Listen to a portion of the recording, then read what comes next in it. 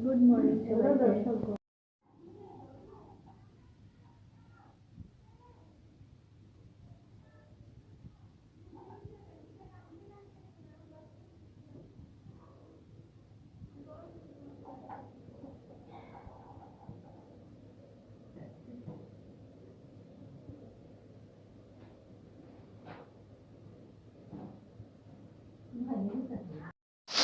তো আমি কালকে চলে এসেছি হসপিটাল, আর কালকে থেকে স্যালাইন চলছে, তো পেন কিছুটা কমেছে।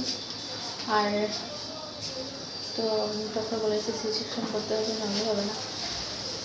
কালকে দিন দেখেছে, তো আজকে বলে দিয়েছে আজ বিকেল 4টার সময় ভর্তি আছে।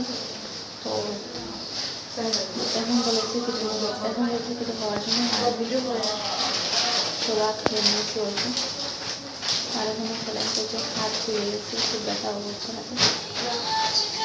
তো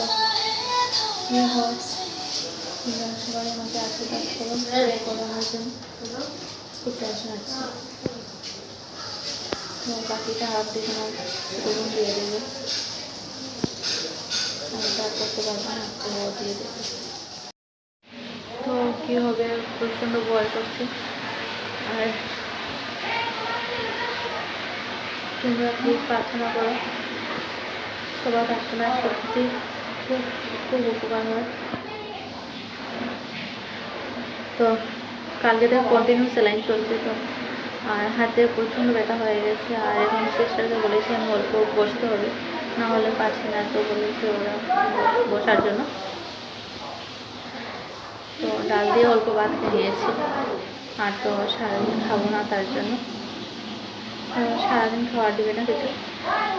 আর তো ওটি হলে পরে তো এমনি দুদিন কিছু খাওয়া যায় না, আর ভালো লাগছে না বেডে থাকতে থাকতে, প্রচণ্ড কষ্ট। আর তো তারপর তো আরও বেশি কষ্ট হবে, বেশি সময় বসতেও পারি না, শুতেও পারি না।